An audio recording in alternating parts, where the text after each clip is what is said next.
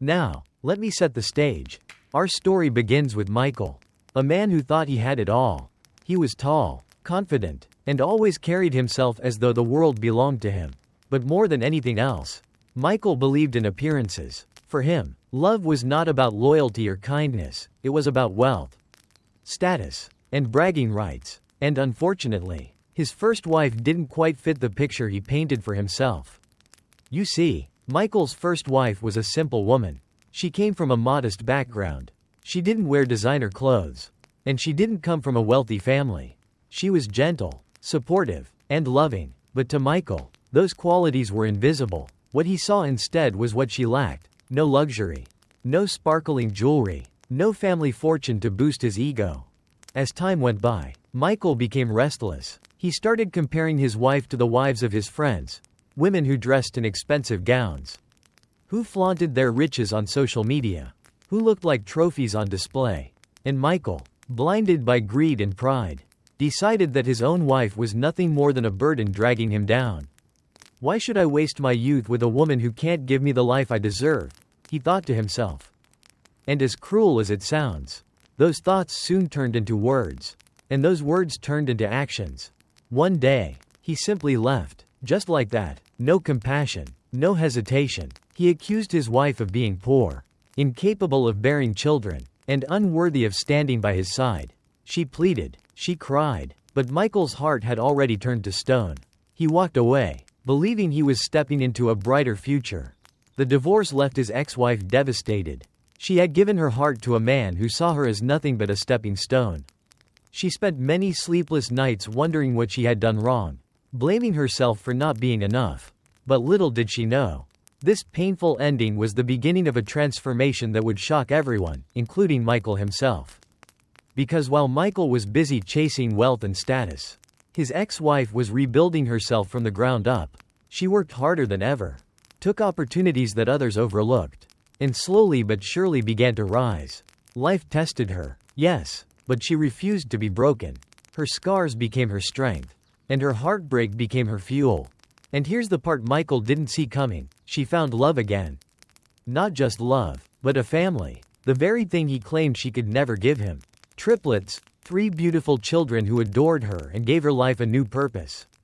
While she was building a future filled with joy and resilience, Michael was polishing his shoes for his next big move, marrying into wealth. Yes, he found himself another woman. This one came with status, money, and everything he thought would finally prove to the world that he was a success. And so, the stage was set for the most dramatic wedding of the year. Michael, dressed like a king, standing proudly in front of his guests, ready to show off not only his new bride but also his supposed victory in life. But deep down, there was still a bitter seed in his heart. He wanted to make absolutely sure his ex-wife knew she had lost. So, what did he do? He sent her an invitation. Not out of kindness, not out of forgiveness, but out of arrogance. He wanted her to see what she had missed, to feel small and humiliated in front of hundreds of people. But life has a wicked sense of humor. And this time, it was preparing a plot twist so perfect that even Michael wouldn't be able to recover from it. While Michael was polishing his ego and chasing women with expensive handbags, his ex-wife was facing the harsh reality of starting over. Imagine being abandoned by the person you trusted most, the one you thought would stand beside you for life, only to be discarded like an old shoe. Most people would crumble, many would give up, but she didn't. At first, the pain was unbearable. She cried herself to sleep countless nights. She replayed every argument, every harsh word, wondering if she truly was as worthless as Michael claimed. Friends and neighbors whispered behind her back, "Poor woman, her husband left because she had nothing." And every time she heard those whispers, the wound grew deeper. But here's the thing about rock bottom. It gives you 2 choices: stay there or rise. And she chose to rise. She started small. She found a modest job, working long hours just to keep herself afloat. She didn't complain. She didn't wallow in self-pity. Instead, she began saving every little bit she earned. Slowly, she built a routine: work, learn, improve. She attended night classes, reading everything she could about business, finance, and personal growth. Her colleagues were amazed at her determination. She no longer looked like the broken woman Michael had left behind. Day by day, she was becoming stronger, wiser, more confident. She began to carry herself differently, not as a victim, but as a woman with purpose. And life, as it often does, rewarded her courage. One evening, while attending a community event, she met someone, a man who saw not just her appearance, but her resilience, her intelligence, and her heart. Unlike Michael, this man didn't care about her background or her lack of riches. He admired her strength. He respected her journey. What started as a friendship slowly blossomed into love. For the first time in years, she felt cherished, valued, and safe. Together, they built a partnership founded not on arrogance or appearances, but on mutual respect. And soon, life blessed them with something she thought she'd never have: children. Not just one, but 3 at once. Triplets. The day those babies were born, she held them in her arms and realized something profound. Michael had been wrong all along. The very thing he mocked her for, the inability to be a mother, was nothing more than his own cruel illusion. Now, she had more love and joy than she could have ever imagined. Her life began to bloom in ways Michael could never understand. With the support of her new partner, she launched her own business. It started small, just a boutique selling handmade goods, but it grew.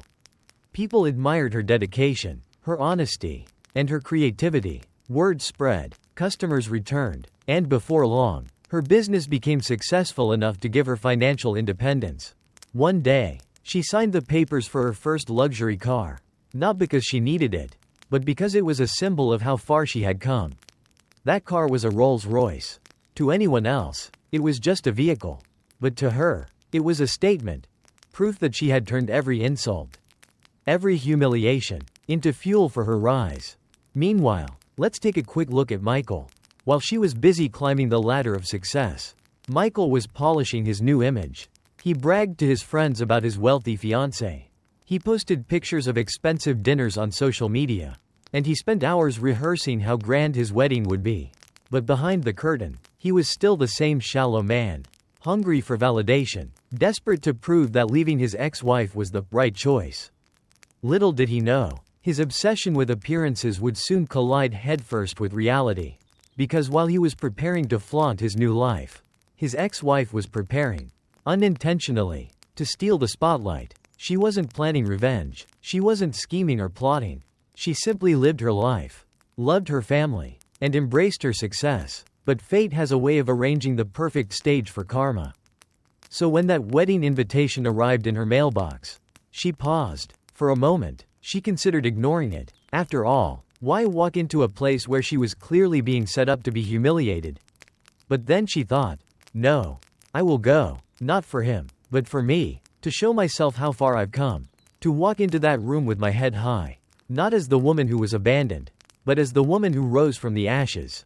And so she decided, she would go. She would wear her finest dress. She would drive her Rolls-Royce. And she would bring along the 3 beautiful reminders that life had blessed her with, her triplets. She wasn't going to start a scene. She wasn't going to make a speech.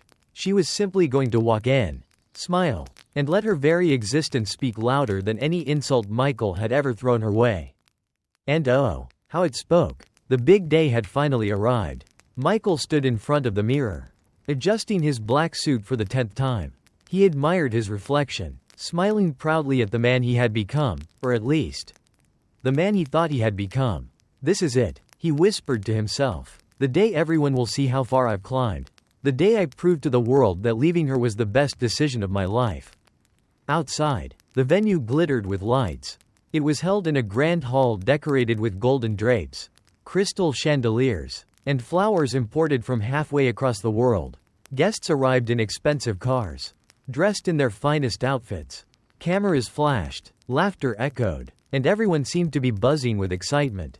Michael shook hands with his friends, all of whom congratulated him on upgrading his life.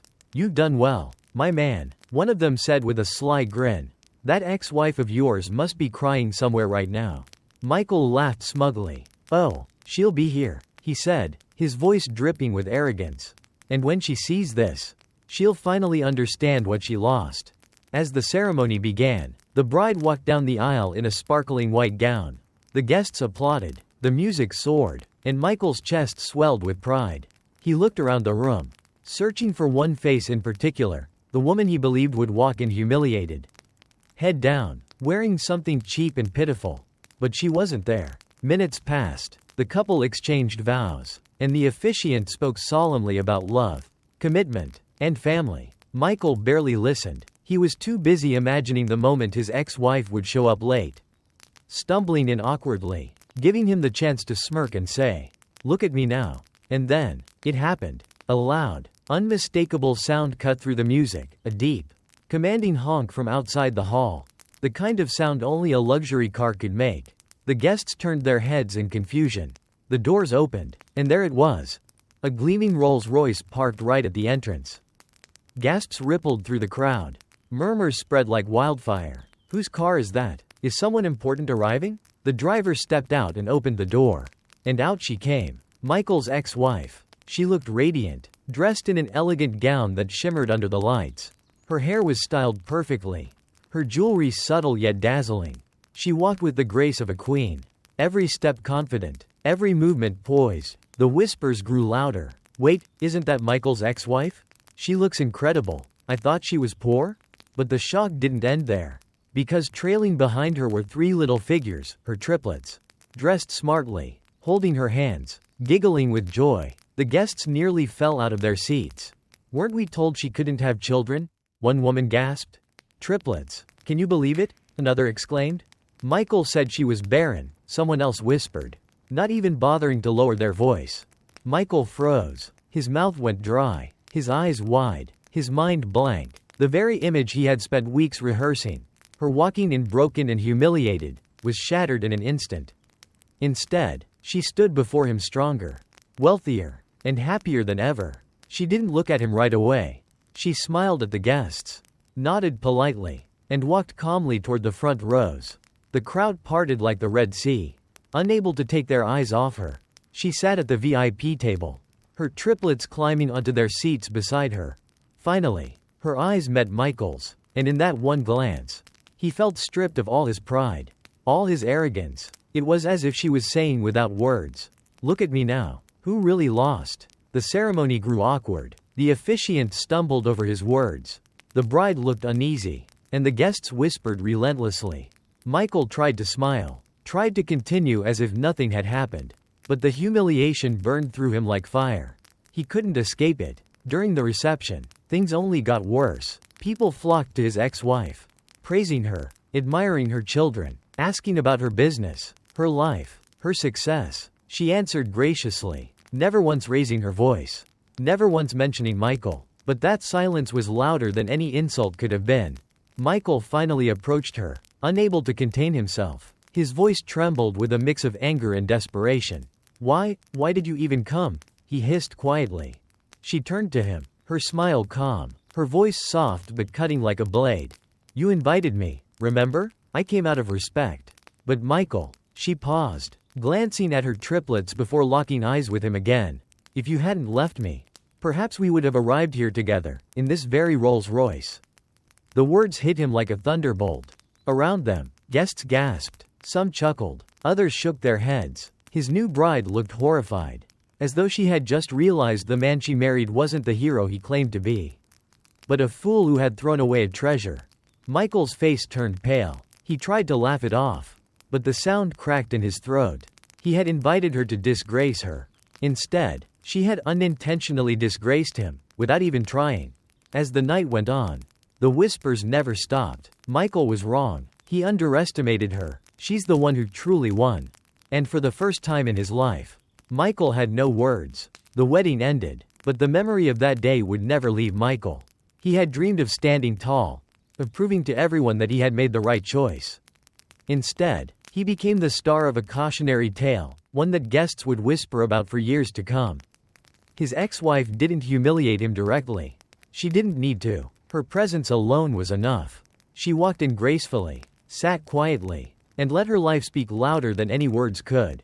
Rolls-Royce, triplets, success, confidence, the things Michael thought she would never have, she had them all. And more importantly, she had dignity. Meanwhile, Michael was left with nothing but the bitter taste of regret. His arrogance had backfired spectacularly. His new bride, once enchanted by his charm, now looked at him with doubt in her eyes. Guests who once admired him now shook their heads, whispering, "How could he let a woman like her go?" Life has a funny way of balancing the scales, doesn't it? You may think you're at the top of the world, but if you climb by stepping on someone else, the fall will be twice as hard. Michael thought he was writing a story of triumph, but instead, he starred in a comedy of errors, except no one was laughing with him, they were laughing at him. So, what's the lesson here? Well, let's break it down. First, never underestimate anyone. The person you look down on today might be the one you look up to tomorrow. Respect isn't something you give only to those who seem worthy. Respect is something everyone deserves, regardless of their wealth, status, or appearance. Because life changes, circumstances change, and when they do, you don't want to be remembered as the fool who threw away gold because you thought it was dust. Second, success isn't measured by what car you drive or how much money you flaunt. True success is measured by resilience, by the ability to rise after being pushed down. Michael's ex-wife didn't need revenge, she didn't need to prove him wrong with words. She simply lived her life fully. And in doing so, she proved everything. That's real power. Third, and this one is important, if you're going to invite your ex to your wedding, maybe, just maybe, make sure you're the one winning first. Otherwise, don't do it. Seriously, don't, or you might end up like Michael, starring in your own personal disaster movie. Now, let me add a personal thought here. I believe love and marriage are not trophies to be won or games to be played. They are partnerships built on respect, trust, and loyalty. Michael failed not because he lacked money or ambition, but because he lacked humility. He couldn't see the value of a good woman standing right beside him. And in his blindness, he lost everything that truly mattered. His ex-wife, on the other hand, is the kind of role model we need more of. She didn't let heartbreak define her. She didn't let society's whispers destroy her. She rose, she thrived, and she showed the world that strength and grace are the best answers to cruelty. That's the kind of queen who doesn't need a crown, her life is the crown. So, dear listeners, remember this story whenever you feel small, underestimated, or dismissed. Remember that your worth isn't defined by someone else's opinion. Your worth is defined by your actions, your resilience, and your heart. And one day, when life gives you the chance, you'll walk into your own Rolls-Royce moment, metaphorically or literally, and the world will see who you truly are. And if you ever find yourself tempted to act like Michael, to belittle or dismiss someone who loves you, think twice, because karma has a wicked sense of humor. You might plan to disgrace someone else, but end up being the punchline of your own joke. At the end of the day, Rolls-Royces are nice, triplets are adorable, and weddings are glamorous, but none of it matters without respect and kindness. If you have those, you're already richer than Michael could ever dream of being. So next time you see someone struggling, don't laugh, don't judge, because who knows, 10 years later, they might roll up in a luxury car with 3 beautiful kids, while you're still stuck at the bus stop, waiting for a ride that never comes. And that, my friends, is the story of Michael, the man who invited his ex-wife to disgrace her, only to disgrace himself. A lesson in humility, a tale of resilience, and a reminder that life always has the last laugh.